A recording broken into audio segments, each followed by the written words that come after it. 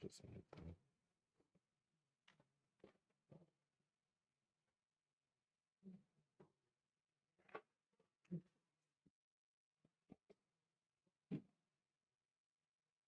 All right, Jabo, say good morning. Let us begin. So we are starting. Good. Thank you. So we are continuing this morning in Os Mem Ches in Sirkas Atzadik. So also, if you remember again, the Rebbe really introduced to us this incredible idea of Lo Yischaber Im Rishayim, that as much as we said in Os Mem Zayin, that every midah, even negative ones, and every character trait, even negative ones, can be used for good. When it comes to creating connections with the wicked, one must distance themselves. That one must be very careful about connection with a rasha, because that connection, and again, how remember who's a rasha, how you define a rasha, so that we're not exactly getting into, because that becomes even a little bit more complicated. But one of the things that we did see is that even someone who may have good intentions, but the actualization of those intentions is through something negative or illicit, ultimately again has the status of a rasha as well, and really needs to be avoided. That was the example of Yosef and the wife of Potiphar. But the Rebbe ends off really by saying something quite fascinating. The Gam Yehuda, we're on page Kuf Tes Vav, in the Be'urei HaChasidus, the left-hand column. So the Rebbe writes as follows. He says, the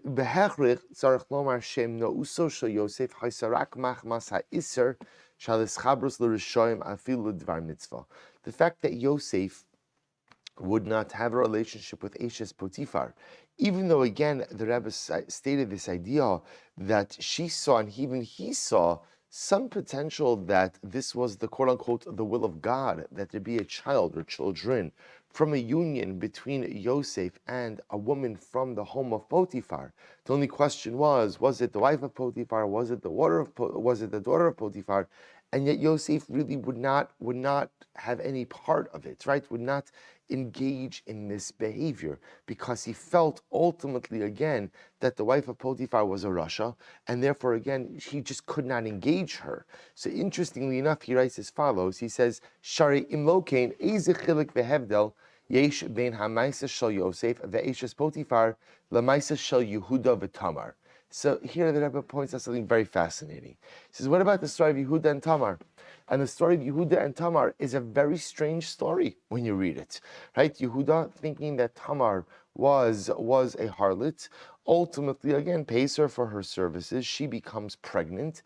Now she becomes pregnant with twins, right? And those twins ultimately again become the future destiny of Klal Yisrael, right? Peretz and Zarach really become the source from which Davidic monarchy, Mashiach, ultimately comes. So that was also, I mean, if you look at that now again, what was that? Was that an illicit act? Not really. In other words, remember again, Yehuda wasn't married, Tamar wasn't married. In fact, the Gemara points out that he asked her a whole series of questions before having relations with her. But even if it's not quote-unquote halachically illegal, it certainly seems like a strange story. So here you have Yosef abstaining from a relationship that he felt was inappropriate, Yehuda engaging in a relationship that kind of just raises our eyebrows as we read it. How do we distinguish? But to take it further, Yosef wouldn't engage in a relationship because, like the Rebbe says, Lo Yischaber Im Rishayim. But isn't the act of having relations with a harlot, by definition, one of connecting with the wicked? Okay, it's fine. It turned out to be Tamar. And obviously, again, there was the Yad Hashem, the hand of God, was manifest in that encounter. But still, when Yehuda is thinking about the decision, doesn't he, like Yosef, have to be careful with connection with a rasha? So the Rebbe says something amazing. He goes on, he says, V'apapi kain yotza mimenu mimaisa zemelochim malchus beis David uneviim. So remember again, from Peretz and Zarach comes Davidic monarchy, and also great prophets like the prophet Yeshayahu. V'hayos nus api Hashem api ratzon Hashem yisbarach mamish. Kimo shamar v'sinu zal. Al Masham Yehuda Tzad Kamimeni. He goes on. Ve'eich Yada Elish Yatsa Sabaskol VaAmra Mimeni Yatsu Kivushim. So the Rebbe goes, mitzvah. I'm just going to read a couple lines and then we'll explain. So remember again, not only that, but as Tamar is about to be executed for her act of immorality, and remember, she is not going to disclose the identity of the father of her children. She will not embarrass Yehuda. But Yehuda then realizes what happens, and he says the words tzadka mimeni. ultimately, again, she is more righteous, she is wiser than I. In fact, the Gemara says that a baskal, a heavenly voice, comes out and said, Tzadka, after Yehuda said she is righteous, the Ribono Shel Olam said, Mimeni. These circumstances have come about because of me. So you see that the Ribono Shel Olam himself was involved in these circumstances. So asks Reb Tzaddik, Ve'im kein, yesh lahavin, lama nimna Yosef milishmo la'ishes Potifar, achari shera es kol hashoshelas hakidusha hamadas la'atzeis mahem. So let's go back for just a second. So HaKadosh Baruch Hu says, all of these circumstances were from me. They were all from me. So I don't understand. We're going back before to the Yosef story. Eishes Potifar sees that there is to be a union between what she thought was her and Yosef. Even Yosef sees that there is some connection between a woman from Potiphar's house and him, which will produce offspring.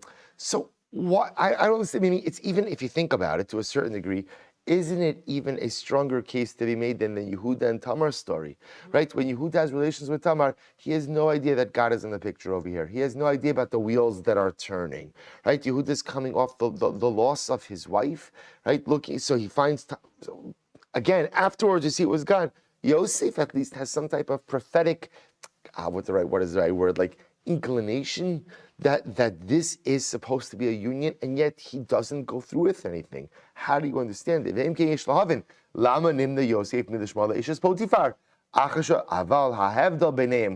So we'll say herein lies the fundamental distinction. Shetamar Kuftes Zayin, sorry. Shetamar Haisat Sadekes. Tamar was righteous. Tamar was righteous. Ad shemasra nafsha shelo legalos al Yehuda. V'sivava min hashemaim sheyischabru atzadik im atzadikes kedei lahamid mehem es malchus beis David v'hamashiach. V'ulam zu eshes Potifar haisu sof rashas k'mavur memedrash l'chein l'ratzal yos imas bose. This is actually an incredible yisod. The Tzaddik says, you know what the difference is? The difference is in the moral character of the moral. I'll call it the moral fiber of the characters. That the difference was Eshes Potifar was a Rasha. Right? She was wicked. Now we'll say, now remember, there might be a prophecy. Maybe she saw something prophetically. But at the end of the day, what she was looking to do was to engage in an act of immorality. What she was looking to engage in an act of adultery. Now we'll say, now remember again, adultery is not just forbidden for Jews, right? Adultery, or a code of morality, is one of the Sheva Mitzvahs B'nai Noach, is one of the cornerstones of a moral society that every single human being is bound by. So Reb Tzaddik wants to make an amazing distinction. Tamar, whose intentions were righteous and whose character was righteous, ultimately, again, even through a series of kind of strange events, is able to produce a magnificently holy result. But Eshes Potifar, ultimately, again, who may have been driven by some type of what she perceived to be divine message, but the mechanism through which she sought to bring about the actualization of that message was inappropriate. Therefore, again, that's rishus, that's evil, and therefore nothing good comes out of it. In other words, what Reb Tzaddik is saying is like this, Rabbi saying, this is an incredibly important idea on a simple level. The ends don't justify the means. At the end of the day, sometimes in life you have to do uncomfortable things in order to bring about great results. But the moment that you have to become a Rasha to do so is the moment that your cause is no longer a worthy one. Let's see, you hear this distinction? We all have to do, not we all, but sometimes in life we have to do uncomfortable things to bring about certain results. But the moment you have to do something that makes you a Rasha is the moment that the goal you are pursuing is no longer noble. Tamar has to do something uncomfortable. I mean, I would imagine ridiculously uncomfortable, right? Tamar was, remember again, Tamar was a young woman. She was a young woman, widowed twice because of the actions of her husband, not because of her. And yet, she doesn't say anything. She can't say anything. What is she going to say? What is she going to say? She's going to talk about the sons of Yehuda like this? A father-in-law who thinks that she's mamish like the Black Widow, right? That thinks that she just, there's no way I'm marrying off this girl to anyone else from my family. She has to do something uncomfortable, but yet while maintaining her righteousness. Ishes Potiphar has to do something uncomfortable, but ultimately, again, illegal and immoral. And the moment that you have to become a Rasha in the pursuit of the actualization of your goal is the moment that the goal is no longer worthy and no longer appropriate. So says that's why the stories, although there's so much connection, there's a difference in the moral character of the two primary characters, of the two primary individuals, Tamar versus Eshes Potiphar, both motivated by a vision that there needs to be a child with this particular individual. Tamar, uncomfortable circumstances, but not illegal. Eshes Potiphar, illegal circumstances. She becomes a Rasha. The moment she becomes a Rasha, the actualization of the goal is no longer noble or worth acquiring. Well, it's such an incredible yesod in life, and what an important lesson. Because how many times, okay, not like Tamar or Eshes Potiphar, but how many times in life do we have things we need to accomplish, and the only ability to accomplish them requires us sometimes to do things which are uncomfortable. A difference between uncomfortable and illicit. A difference between uncomfortable and illegal. A difference between uncomfortable and inappropriate. Do you have to go out of your comfort zone to accomplish great things? Sometimes yes. But the moment that you have to make yourself into a Rasha is the moment you have to stop and realize that this is not a goal worthy of pursuing. All right, we'll stop over here. We'll pick up Emir Hashem with Mem Test tomorrow.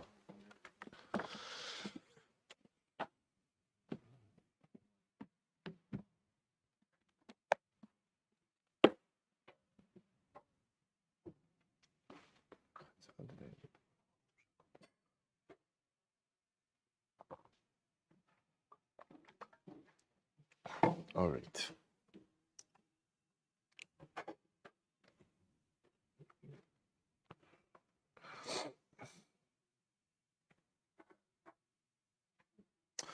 All right, we'll say good morning. We'll begin by thanking our sponsors. I thank our Talmud Torah sponsors for the month of Shvat, the Elbaum family, for dedicating all the Shirim and Drashos this month in commemoration of the yahrzeit of their beloved husband and father, Jerry Yaakov Couple ben Avram Menachem Zichron Levracha. To thank Bracha Strimber for dedicating all the Shirim and Drashos this month in memory of her husband Avi, Avram ben Kalman Eliezer Halevi, on the occasion of his 9th yahrzeit. Our week of learning sponsors, Moshe and Ann Ellen Gevant, in memory of Ann Ellen's mother, Nechama Bas Shalom Yitzchak, and Larry Safnis, in memory of his beloved wife, Tanya Yona Bas Yaakov. We also thank our Daf Yomi sponsor for this morning, Rachel and Jeremy Lassen, in honor of Josh Rosenblum's Hebrew birthday. Mazel tov. And of course, and now interesting fact, Josh's favorite food is Buxer. Incredible. Mamish. Wow, birthday, incredible. Good. We'll say, by the way, part of sponsorships, feel free to include personal information about people. It's a great way for us to get to know each other. Incredible. So we thank, first of all, Josh, happy birthday. Beautiful, beautiful. By the way, I always say, Daf Yomi is a wonderful birthday gift, the anniversary gift, special occasions. It's the gift that keeps on giving. All right, Tabel says, so with that, we thank all of our sponsors, all of the Neshama should have an Aliyah, and all of those having a birthday, Miras Hashem should have a successful, beautiful, and meaningful year. Well, so with that, let us begin. So we have a beautiful daf ahead of us today, a lot to do today. Today's daf is Samech Ches 68. So we are picking up, Rabbi say, on Samech Zayin Amud Beis 67b, and we're picking up at the period. Amar Mar. It's 2, 4, 6, 8, 10 lines up from the bottom. So we'll say, I just want to point out, so now we're in the middle of the sugya. Well, we're in the middle of a couple of sugyas. But right now, in the middle of the sugya of Shiluach. So here's what we know. We know that halacha l'maisa, when you are tamei, you are sent out of the camp. What we also know is not all forms of tumah are the same, and therefore, again, not all forms of what we'll call expulsion. We'll call it's a strong word, but I'll use that word, expulsion or quarantine, are going to be the same either. We've already begun to see this in yesterday's daf, that different forms of tumah carry really with them different levels of quarantine or expulsion. So let's continue on that. I'm sorry, Amar Mar, Zav v'chol zav l'rabos bal keri. So we'll say the pasuk says kol zav. So kol zav comes to include a bal keri. So remember again, whereas a zav is a man who has an emission, it's not a seminal emission. It's some other type of emission, but the Balkari, of course, is a man who experiences a seminal emission. Such an individual is tamei and has a din of expulsion. Mechilos lo niskatshu ubalkari mishtaleach chutz l'shtei machanos. So we actually have seen this. We saw this at the end of last Daf Yomi cycle, Maseches Midos. And other Midos, there were tunnels. There was a tunnel system underneath the Beis HaMikdash. Those tunnels, interestingly enough, did not possess Beis HaMikdash sanctity. This was important because if you had a Balkari, if you had a Kohen who became a Balkari, how do you get him out of the Beis HaMikdash without him having to walk through the Beis HaMikdash? So they actually would get him out through a subterranean tunnel system. And the good news was that the tunnel system did not have Kedushas HaMikdash, and the Balkari is sent out of Shtei Machanos. So remember again, just to orient ourselves a little bit, the three Machanos we discussed was Machane Shechina, Machane Levia, Machane Yisrael, modeled after the encampment in the deserts. In the desert, of course, it's much clearer. Machane Shechina, reference to the Mishkan, Machane Levia, the area surrounding the camp, the Levitic camp surrounding the Mishkan, Machane Yisrael, everyone else. In looking in Yerushalayim, for example, Machane Shechina would be the area within the walls of the Beis HaMikdash. Machane Levia is the Harabayis, and Machane Yisrael is Yerushalayim. All right, so the Gemara says, so we'll say, bring another brayso, that a Balkari has the same status as a person who touches a sheretz, a rodent. Says the Gemara, my love lamachanosam, does that not mean for expulsion purposes? The Gemara says, lo letumasam, no, it means for tumah purposes. Tumah purposes. So the Gemara says, L'tumasam, how can you say that they are equated for Tumah? That's not true. Hai Tumas Erev Ksivbe, I'm sorry, L'tumasam, Hai Tumas Erev Ksivbe, Hai Tumas Erev Ksivbe. See, I don't need to compare Balkari to Sheretz for Tumah because Tumah is written explicitly by both of them, right? Essentially, Tumas Keri has a one-day Tumah. You become Tar by the evening. And Tumas Sheretz has a one-day Tumah as well. Rather, it must be that the Torah is coming to equate the expulsion, right? The expulsion for a Balkari and expulsion for Maga Sharetz are going to be the same, to which the Gemara says, lo, the Olom L'tumasam. No, it's coming to equate them for the duration of their Tumah. V'ha Malon, the Balkari Kemaga Sharetz. So remember again, why do I need a comparison? To compare their durations of Tumah. The durations are stated explicitly, right? Both convey Tumah until the evening. So ultimately, the Gemara says, no, it's coming to teach us the following halacha, that a Balkari is like Maga Sheretz. How so? Ma Maga Sheretz b'tami ba'ones. I will say, just like if you come in contact with a sheretz, even ba'ones. I will say what we mean ba'ones is, let's say, for example, like Rashi said, a dead sheretz falls on you. So if a dead sheretz falls on you, you become tamei, even though, of course, that's totally ba'ones, extenuating circumstances. Af balkari metami ba'ones. So too, if a man has a seminal emission ba'ones, ultimately, again, he is chayiv, not chayiv, but he becomes tamei as well. For example, Rashi says over here, last Rashi daf metami ba'ones, kigonim ra'a machmas rov machol umishta. So we'll say it's very interesting that sometimes Chazal understood that a man could experience a seminal emission through too much eating and drinking. So even if a person has a seminal emission, let's say not through a normal willful way, but rather through too much food and too much drink, you are tamei for that as well. In other words, I would have thought that maybe the only time a man becomes tamei for seminal emission is if it's we'll call it a willful emission. Kamash Malon, no, that Tumas Keri is just like Tumas Sheretz, and just like Tumas Sheretz ultimately is metame ba'ones, so too Tumas Keri is metame ba'ones as well. Good. Top of Samiches, says the Gemara, top of Samiches. So Bo'al Nida Tame Meis. Ultimately, again, if a man has relations with a woman who's a Nida, he becomes Tame like the same level as Tumas Meis. So the Gemara says, Lamai. What does that mean? When the Gemara is trying to equate the Tumah of a man who has relations with a Nida to a person who comes in contact with a corpse, what halacha are you trying to highlight? Lamai, Ilema lutumasam. If you want to say that they have the same duration of tuma, that's not true. So the Gemara says, "Hai tumas shivak sivbei, v'hai tumas." I'm sorry, not that it's not true. It's already explicitly stated. Hai tumas shivak sivbei, v'hai tumas shivak sivbei. We'll say the Torah explicitly says that if a person comes in contact with a corpse, the duration of tuma is 7 days. A man has relations with a woman who's in nida. The duration of the tuma is 7 days. Ella lav lemachanosim. Rather, it must be for expulsion purposes. That halacha lemaisa. So a man who has relations with a woman who's in nida has the same level or same degree of expulsion from the camp as tumas meis. Now, remember, we've already seen for tamei meis. What's the expulsion halacha? Where are you expelled from for tumas meis? Only machane shchina. It's very interesting, actually, right? It's only that you can't go into the Beis Hamikdash. But remember, again, you could go into the Harabayis. You go into the Harabayis, you just can't go into the walls of the Beis Hamikdash. So the Gemara is suggesting that the same way that Tumas Meis is expelled from Machane Shechina, so maybe Baal Nida is also expelled from Machane Shechina. Umei the Sefer L'Machanosim, but at the end of the Brayso is talking about expulsion. The Gemara says, Reisha Nami L'Machanosim. So then the first part of the Brayso, which we just were discussing before with Baal Keri and Tumas Sheretz, should also be talking about expulsion. So the Gemara says, not necessarily. Midei Irya, Hakadi Isa, V'Hakadisa. Maybe not, and it could very well be that each part of the Brayso is reckoned separately. So Meisvei, Mitzorah Chamar Mizav, V'Zav Chamar Mitame Meis. So we'll say now the Brayso says as follows: Mitzorah, the Tumas Mitzorah is more Chamar, is more stricter than the Tumah of Zav, and Zav is more Chamar than Tumas Meis. Yatsa Baal Keri Shetame Meis Chamura Mimenu.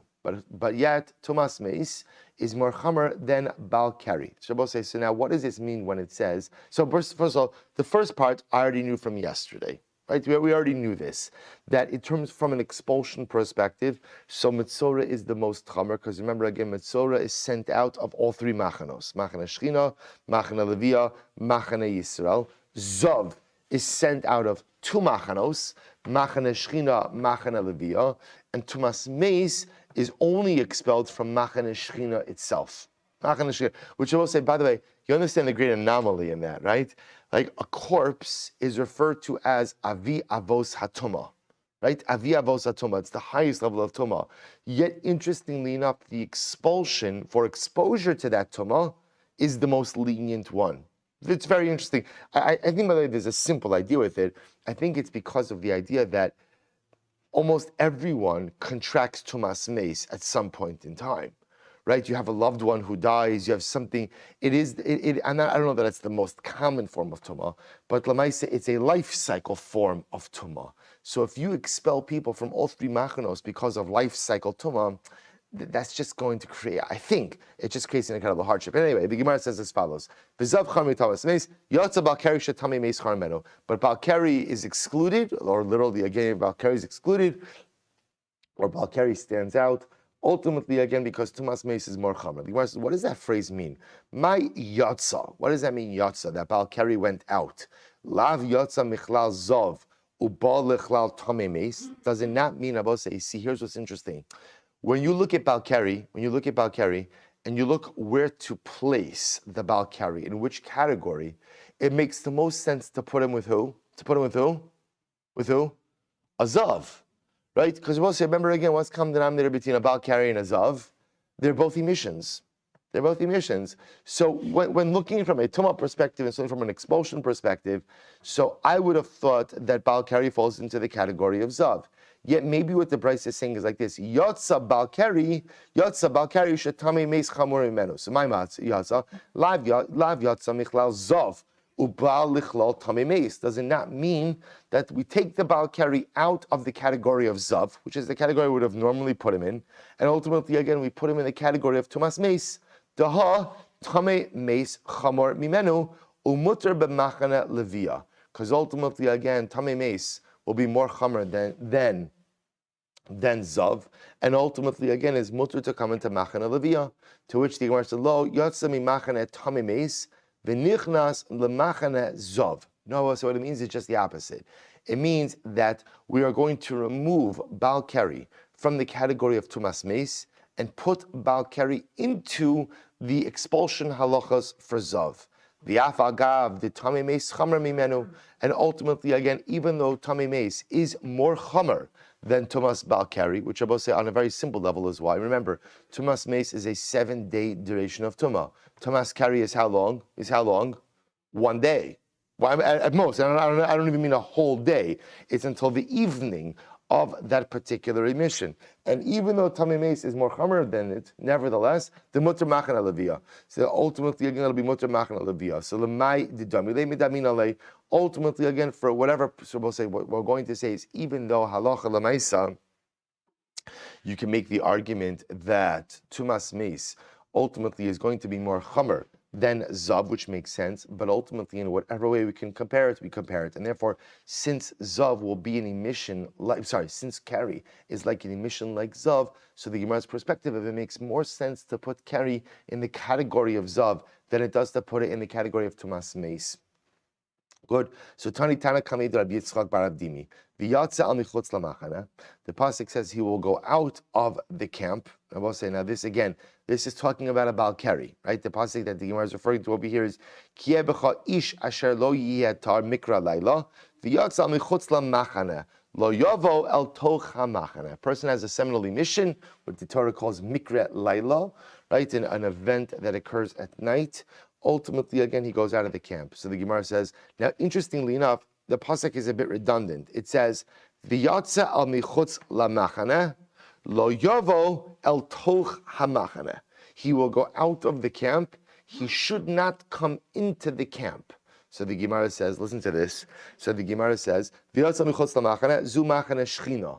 This refers, he has to go out of the camp. This refers to machana shchina, which I will say again, for our purposes, means the Beis Hamikdash. Lo yavo al toch hamachana. He should not come into the camp. What does that refer to? Zu machana levia. This refers ultimately again to machana levia, the harabayas. Mikan lebalkeri sheyatza chutz l'shtei machanos. So we'll say from here, what do you see? That Balkari goes out of two camps. Goes out of two camps. Machana shchina, machana levia. We'll say exactly like who? Like who? Like who? Zav. Right, exactly like Zav, just like really what we said before. Right, Zav also goes out of two machanos. Amarle, akati lo alaise afikse. He hasn't even, right, the Gemara says, you haven't even proven that he could go into one of these camps, you've already removed him. Lishnach, another possibility, another version. Akati lo afikse alise, ela ima michutz lamachana, rather say as follows. Michutz lamachana zu machana levia. Maybe michutz lamachana ultimately again means machana levia. Lo yavo toch hamachana zu machana shchina, and he shall not go into the camp. And I was about to say the Gemara was just bothered by the order in which they went ahead and explained those phrases. In other words, the pasuk says, "V'yatza michutz lamachana," he'll go out. Zu machana shchina. Lo yavo, he shouldn't go in. Zu machana levia. So the Gemara just says, perhaps we should just we're not arguing on the facts, but maybe just change around the order of the drashas. Ela ima michutz lamachana, v'yatza michutz lamachana. What does that refer to? Zu machana levia. Because we'll say bepashtos. Remember again, that refers to the harabayas, right? That refers to the harabayas. Machana levia. Lo yavo toch hamachana. He should not come into the camp. Zu machana shchina. This refers to machana shchina. So we'll say, so where the Gemara is holding right now is that Balkari, like Zav, is going to be excluded from two camps, from machana shchina, machana levia. So the Gemara says, Maskif la Ravina, Ema idi v'idil machana shchina, v'la'avar alav ba'aseh v'la'osaseh. What's an interesting point? So comes along Ravina. Ravina says, well, maybe not. Maybe both phrases are referring to machana shchina and telling us that a Balkari is not permitted to go into machana shchina. So why does it have to say it twice? To make you in violation of a losaseh and an aseh if a Balkari does in fact go into machana shchina. So the Gemara says, Im kain lemakra v'yatsa al michutz lamachana v'lo yavo atocha machana lamali shmamina litin lo machana acheres. So we'll say again, if that's the case, the Gemara says, Pasuk could have just said v'yatsa al michutz lamachana. That's all it needed to say. He shall go out of the camp. Why do I need the second phrase as well? To teach me ultimately again that the Balkari must go ahead and leave a second camp. They will say that the Balkari must leave both Machane Shechina, Machane Levia. So we'll say what the Gemara essentially is suggesting over here, what not suggesting, what the Gemara is concluding is that Halacha L'maisa Balkari leaves both camps like the Zav. So therefore, I will say, again, if we have time, I'll loop back to the Rambam at the end, because it is an actually interesting Rambam in Hilchos Bias HaMikdash, where the Rambam discusses the concept of Shiluach, the concept of expulsion. But what we have over here is as follows. Tumas Meis, expelled from Machane Shechina. So this, as I mentioned yesterday, is very interesting because, again, it does allow, again, leaving aside any other, but from a Tumah perspective, the ability to go up to Harabayis even contemporarily when one is Tamei Tumas Meis. Tumas Meis is only expelled from the confines of the Beis HaMikdash.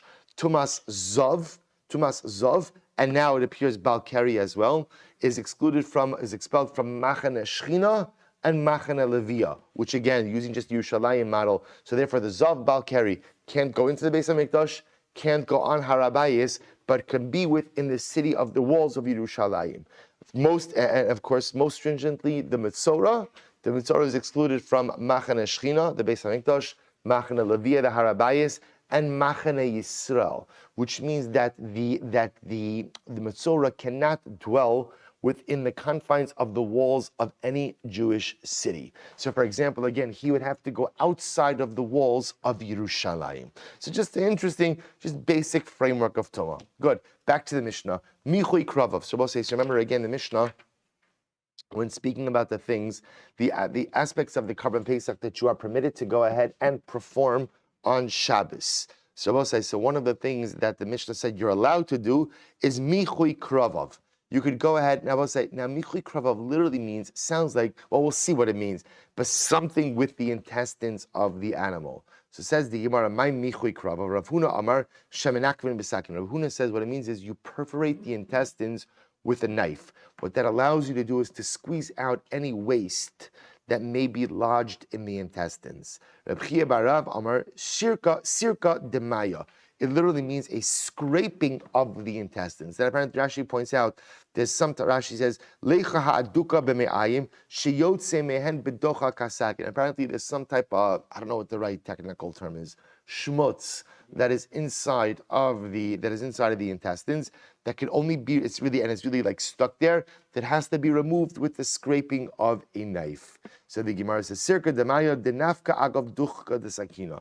And the only way to remove this shmutz is to go ahead and scrape it off with a knife. Rabbi Eliezer says, my time of Chia Barav. Why does Chia Barav, why does he hold that ultimately, again, michui means the scraping off of this shmutz? The Chsev will say, interestingly enough, because he quotes a pasuk from Yeshaya. Now, the pasuk in its entirety reads as follows: "V'ra'u kivasim kid davram," and the sheep will graze, as it is stated. V'charvos mechim garim yochelu, and literally again, we'll say charvos means the ruins of homes.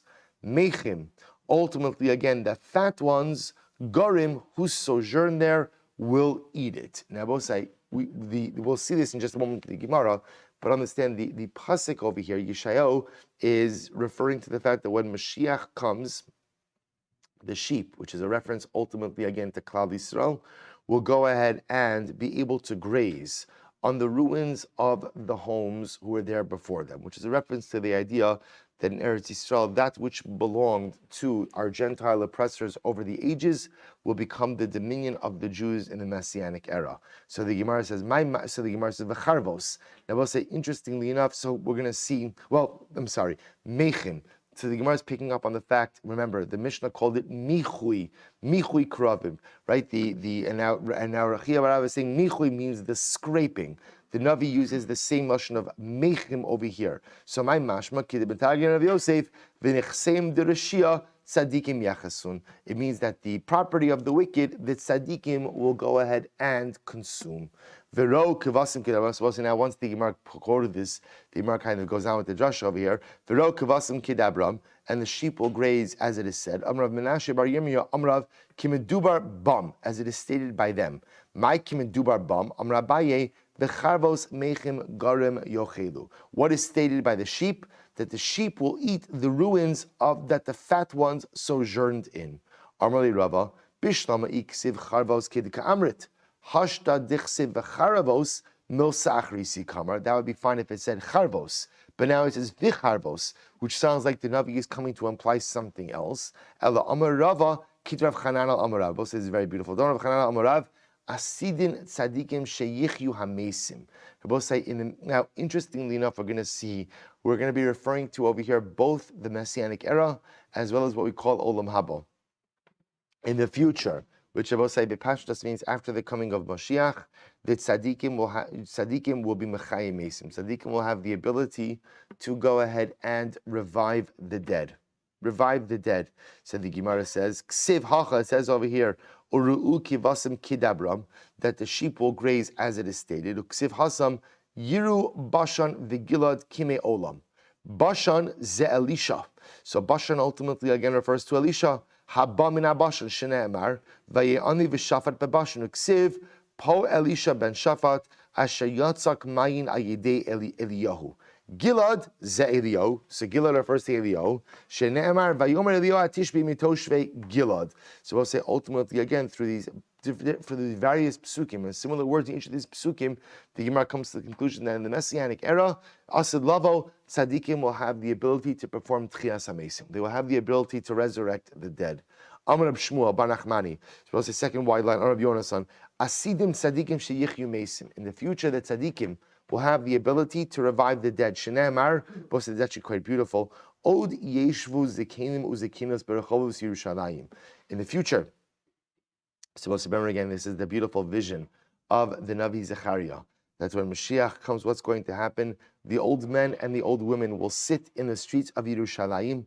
V'ish mishanto biado merov yamim. And every person will have his staff in his hands from literally, again, longevity of days. So we'll say, now remember, interestingly enough, what's bothering the Gemara, Rashi points out over here, is that halacha lemaisa, if you're sitting down, why do you need a staff in your hands? Like, in other words, a staff is only necessary if you're walking, but if you're sitting, why do you need a staff? To which the Gemara understands because the staff represents something else. What does it represent? Uksiv v'samta mishanti apnei hanar. Both say by Elisha Hanavi, right? When Elisha wanted to revive the Isha Shunamis, the boy who had passed away, he told Gehazi, go ahead and take my staff and put it on the boy. So again, that doesn't end up happening. Elisha ends up reviving the boy himself. But Lamaisa, the staff was a reference to Elisha's ability to bring back the dead. So the Gemara suggests over here that in the Yemos HaMashiach, there's a kingdom and there's a kingdom which represent the righteous people will sit with their staff in their hands. Now, because they're sitting, the staff can't be a reference to a staff needed in order to support oneself when walking. So therefore, the Gemara understands that the staff is a reference to the ability to perform tchias hamesim. But say it's actually really, really quite amazing. Again, there's what to discuss in this idea that what does it mean in Yemos HaMashiach, the tzaddikim are going to have the ability to perform tchias hamesim. So remember again, think about what is tchias hamesim. Tchias hamesim is, if we think about it, is like the one miracle, right? Mechayim mesim ata rav lahoshia. Tchias hamesim is the miracle most associated with the Ribono Shel Olam. As the Gemara says, it's the Mafteach Shel Chaya, it's the key of life, which the Ribono Shel Olam holds. The Gemara, one of the three Mafteachos, one of the three keys. So we'll say the idea being that when Mashiach comes, the Yemos HaMashiach, there's going to be such a clarity regarding the Ribono Shel Olam. That's so again because the Mefarshim discuss: is this literal that the tzaddikim will have the ability to perform tchias hamesim, or perhaps it means that there'll be such an acute level of God awareness and understanding of Hakadosh Baruch Hu and acceptance of Hakadosh Baruch Hu that it's as if the tzaddikim will have the ability to perform tchias hamesim. Tchias hamesim, which is like the hallmark or the cornerstone miracle that makes HaKadosh Baruch Hu, even the tzaddikim will have an understanding of tchias hamesim. Whether they will be able to perform it or not is a different discussion, but it represents a heightened level of God awareness, of divine clarity. Ula ramiksiv, so ula contrast psukim. It says, bila hamavas lenatzech. It says death will be swallowed up forever. Uksiv ki hanar ben mea shana. And it says also that ultimately the boy is 100. Ki anar ben mea shana yamos. the young man will be at least 100 years old before he dies. So both say, so two conflicting psukim. Because bila hamaves lanetzach means what? Means that death will be swallowed up forever. But then the Navi also says that what? Pretty much no one will ever die before 100, which means there'll be longevity. So which one is it? Is there longevity, or ultimately, again, is there no more death? To which the Gemara says, Lokashya, can be Yisrael, can be Akum. One is referring to a Jew, and one is referring to an Akum. So apparently, again, in the Yemos HaMashiach, maybe death will be swallowed up forever. But ultimately, again, the Akum, it could be, again, that the Gentile will still experience death, but even the Messianic era will still be blessed with longevity. So the Gemara says, "Ovdei kochavim mai bo hasam." But what part do the Ovdei kochavim have in Yemos HaMashiach? So this is actually pretty incredible. Dichsiv va'amdu zarim v'ra'ot zonachem u'bnei eichar akirim v'karmechem. Also, to which the Navi says that in the Messianic era, the Yeshaya says. We'll say, remember, all of this is embedded in a much bigger machlokes concerning the Messianic era, right? What exactly is Yemos HaMashiach like? So here, obviously, the Gemara is taking the perspective that the Messianic era is much more miraculous in nature. So we will be occupied with spiritual pursuits. That's very nice. Who's taking care of the sheep? Who's taking care of the household, right? Who's managing my brokerage account, right? So the Gemara says, Navi says, don't worry about it. That in Mirza Hashem, the Gentile nations will step up, and they will be there ultimately again to handle our financial affairs. Now, of course, just for this, so you should always understand that there is another point of view on the Messianic era. And the other point of view of the Messianic era is Olam Kimin Hago Noheg. It'll be a regular world. It's the same world when Mashiach comes, with a couple of major distinctions. Number one, humanity recognizes HaKadosh Baruch Hu. Then I both say, that's pretty major. Can you imagine what the world looked like if everyone recognized the Ribono Shel Olam? Now, that doesn't mean everybody becomes Jewish, but everybody recognizes Ribono Shel Olam. So I'm just pointing out, you see these two dramatic different approaches as to what Yemos HaMashiach looks like. A supernatural time where there's no death for the Jew, longevity for the Gentile. The Jew is totally occupied with spiritual pursuits, and the Gentile nations see to our material needs. Versus a world in which Olam Kimin Hago Noeg, regular world, just a profound theological shift and God awareness on the part of all of humanity. And of course, number two, a recognition ultimately again of Am Yisrael's connection and right to Eretz Yisrael. So both things which are pretty dramatic and amazing in of themselves. So the Gemara goes back to Rav Chisda Miksiv. Rav Chisda contrasts the two psukim. So the V'chapra Levana Busha Chama. It says ultimately again, literally the Levana, the moon will be covered, and the sun will be embarrassed, which Rabbi say sounds like that in the future, the sun and the moon will not shine. But then the next pasuk says that the light of the moon will be like the light of the sun, and the light of the sun will be 70 times stronger than what it is now. So we'll say, so which one is it? In the future, are the luminaries here or they're not here? So the Gemara says, Lokashya, kan olam haba, kan Yemos HaMashiach. So also it's very interesting. So the Gemara says it's two different times. In Olam Haba, which I will say we assume ultimately again is the place where you go when you die, there is no sun and moon there, because there you bask in the light of the Ribono Shel Olam. And the light of HaKadosh Baruch Hu, of course, eclipses the light of the luminaries. When the Navi discusses the amplification of the light of the luminaries, that's talking about the Messianic era. In the Messianic era, the moon becomes quote-unquote whole, and the sun becomes even stronger. So the Gemara says, L'shmuel d'amar, here we go. L'shmuel d'amar, ein ben olam hazeh l'mos Mashiach elo shibur malchus bilbad, ma'ikal meimar. But I will say, here it is. As I mentioned before. According to Shmuel, remember Shmuel is the opinion who holds, I will say, that in the Messianic era, there's no great, dramatic miracles. I mean, there are miracles. There's no subjugation by the nations of the world. Everybody recognizes God. Eretz Yisrael belongs to us, and no one contests that right. But according to Shmuel, the sun's going to be the sun, the moon's going to be the moon. So how do you understand this pasuk? So the Gemara says, both are referring to Olam Haba, where you go when you die. V'lo kasha, haba machane shchina, haba machane tzadikim. And I will say again, amazingly enough, in Olam Haba there are also different places. So if you're in what's called machane shchina, which is you have the privilege to bask directly in the glory of HaKadosh Baruch Hu. There you bask in HaKadosh Baruch Hu's light. There's no luminary light, there's only Kadosh Baruch Hu's life. But if you're in Machane Tzadikim, which by the way sounds like a great place to be in also for all eternity, if you're in Machane Tzadikim, so apparently there is light, but ultimately again there, the Tzadikim have the benefit of an amplified luminary, an amplified moon, and an amplified sun. Quite beautiful. I'll say, obviously, there's so much to speak about all of these things, but we have to get to Amud Beis. Rava Ramiksiv, Ani Amis Va'achya. So the pasuk says, I am God, who literally again, Amis means I put to death and I bring to life. Uksiv machatzti va'ani arpa. And it says, I will make ill and I will heal. To which the Gemara says, I don't understand. Hashta chuyi mechaye marpa l'kol shekem. Why does the pasuk, if God is the one who goes ahead and gives life, right? If he goes ahead and gives life, then why does it have to say he heals? Obviously, I will say, Kadosh Baruch Hu could give life. Of course, he could heal. Amar Kadosh Baruch Hu. Rather, the Rosh Hashanah says like this: Ma shani memis ani mechaye kimo shabachati ani erpa. What's coming teaching is like this: just like I heal that which I made sick, so too I will give life to that which I took life from. In other words, what the pasuk over here is referring to is what?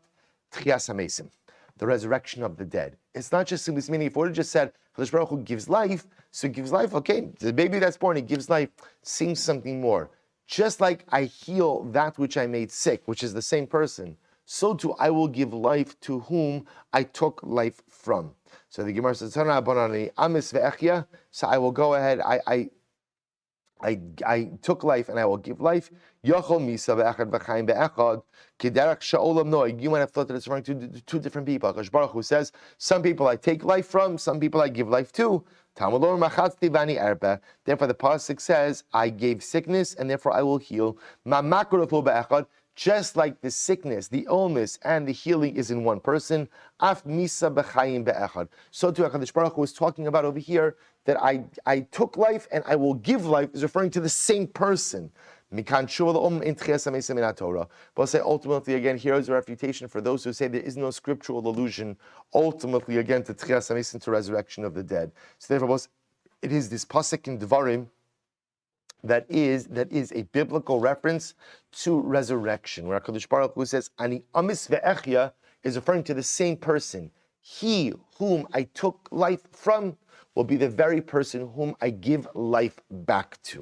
So the Gemara says, Tavar achar, betchila mashani mamis ani mechaye, v'chad v'hadar mashemachatzti v'ani erpe. So ultimately, again, it could also be a Kadosh Baruch Hu Tchias HaMesim over here, and he says, first, I will give life to whom I took life from, and then I will heal he who is sick. Also, what that means is as follows. Rashi points out that Tchias HaMesim takes on two parts. The first thing Kadosh Baruch Hu do is he's going to bring the dead back to life. That's one. But then the second part we'll say is that it could very well be that when people died, they had certain ailments. So then the next part will be that Kadosh Baruch Hu will what? Will heal the ailments of those individuals. We'll say quite amazing. In general, one of the interesting questions that we think about is when there's Tchias HaMesim, right? What's like the question that's on your mind, right? What age do you come back with, right? I don't want to come back with a walker with tennis balls on it, right? That's not what I want, right? I'd like to come back a little, but when do you come back? How do you come back? Do you come back when you're 80? You come back when you're 30? You come back when you're 15 years old? And then what does that mean? Do you age after that, or do I not age after? So obviously, good kashas. Halavai Mirtz Hashem will be zoche to see bekarov. But here's what we do know. It sounds like from here that when there's Tchias HaMesim, there's some type of resurrection with your pre-existing conditions, right? So that's what it sounds like. So I'm resurrected. If you look at Rashi says,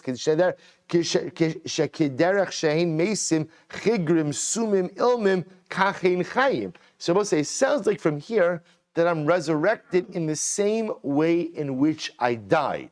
So in which case, I'm resurrected as I was at the moment of death.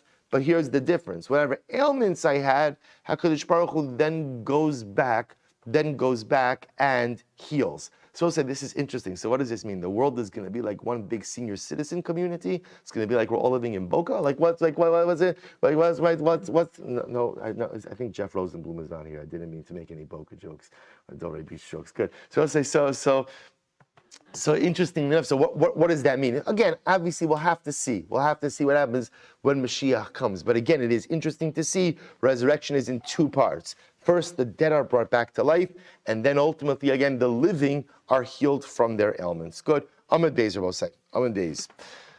Good, making good time here today. Hekter Chalavov. I want to say, so the next part is, so the other thing you're allowed to do in the Beis Hamikdash or Korban Pesach is you are allowed to go ahead and burn the fats on the Mizbeach. So the Gemara says, Tanya, Amr Shimon, Bo urei kama chaviva mitzvah b'shaita. See how important, see how dear a mitzvah in its right time is. Shari hekter chalavim ve'evarim upedarim. Because also remember again, the burning of the fats and sacrificial parts on the Mizbeach, ksherim kol halayla. Ultimately, again, you could do it all night. You could do it all night. Ve'in mamtinim lohen ad shetechshach. But I will say, interestingly enough, we actually don't wait until nightfall. So even though you could go ahead and burn the fats and the limbs all night long, chaviva mitzvah b'shaita. How praiseworthy it is to do a mitzvah at a point in time, which is another way of saying zrizin makdimin lemitzvahs. That also when it comes to performance of mitzvahs, we don't wait, we don't delay. You chatof v'yachol, you grab your opportunities as they come. Beautiful. So the Gemara says, "Hakavasa v'hava also." So we'll say, so remember again, the next thing the Mishnah said, then went into the list of things you're not allowed to do to the Korban Pesach on Shabbos. So for example, you can't carry the Pesach from outside the Tchum, or you can't carry the Pesach without an Erev, even when Erev Pesach falls on Shabbos. The other thing the Gemara discussed was cutting off a wart. If the animal has a wart, and the presence of the wart would preclude you from offering up the animal, you can't cut off the wart on Shabbos. On Shabbos Erev Pesach. So the Gemara says, or minhu, but 1 second, we learned, we learned that in fact you are allowed to go ahead and cut off a wart on Shabbos in the Beis HaMikdash, but not outside the Beis HaMikdash. Now both say, let's understand, what's involved in cutting off a wart? What's wrong with cutting off a wart? So b'pashtos, this is a derivative of the malacha of gozes. Right, the malacha of gozes is shearing. You're not allowed to shear an animal on Shabbos.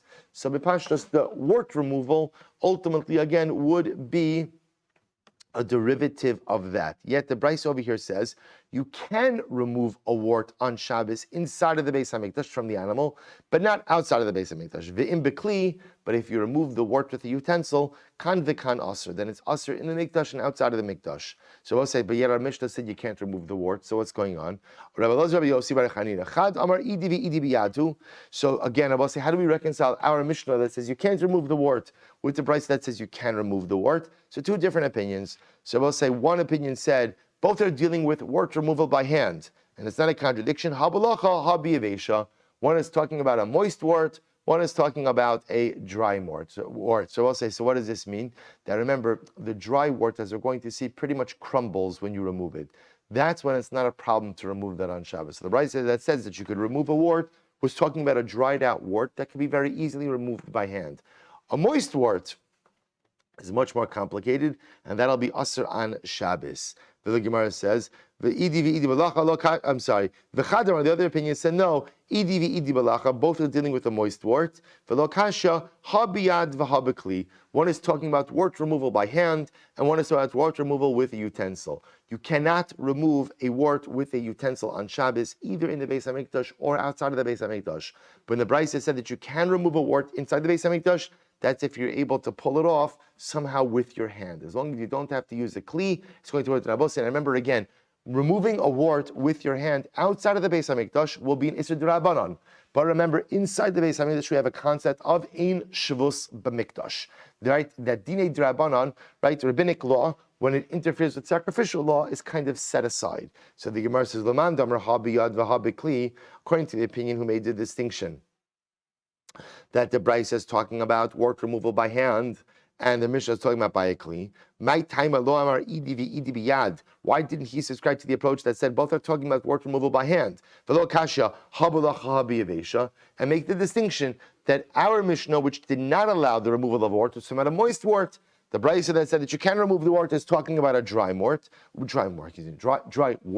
So Amar Yevesha Mifrach Pricha, because he'll say the removal of a dry wart is not a question. Why? Because apparently once the wart dries out, it just crumbles. And everyone will agree that halacha l'maisa, that is not problematic. U'leman da'amar idi v'idi biyad v'lo kashya. And according to the approach who said that both the Mishnah and the Brisa are talking about the removal by hand, and it's not a contradiction. One is talking about a dry wart, one is talking about a moist wart. V'lo kashya. I'm sorry. My time, why didn't he go with the approach that said idi v'idi belacha? But they're talking about a moist word. For lokasha, habiyad habekli.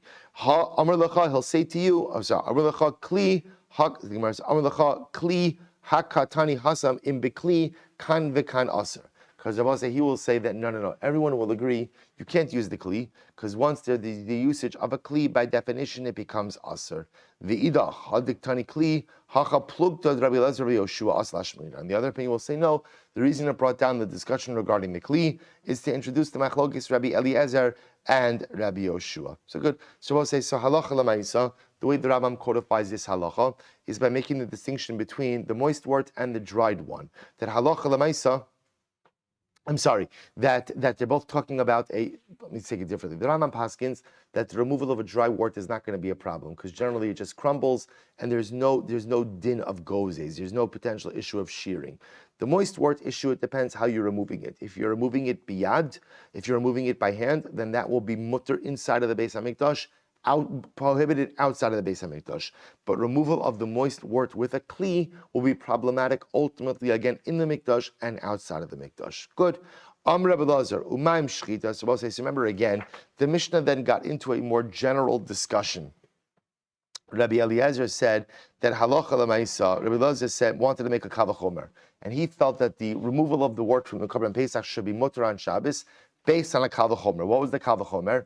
If you're allowed to do shchita, on Shabbos for the Korban Pesach, which is an Isser D'Oraisa, then certainly what? You could remove the wort, which is at most what? An Isser D'Rabbanan. That was Rabbi Eliezer's logic. So the Gemara says as follows: Rabbi Elazar, so Rabbi Yoshua, and remember, Rabbi Yoshua came along, and Rabbi Yoshua disagreed with this. Rabbi Yoshua said, Yom Tov Yochiach. We're going to get into a fasting sugi now in the last 2 minutes we have. Rabbi Yoshua said that's not a good argument. I'll tell you why. Look at Yom Tov. Yom Tov, right? Yom Tov, you are allowed to do malacha, right? You're allowed to do malacha for the sake of ochel nefesh, and yet rabbinic law still remains. Remember again, let me go back 1 second.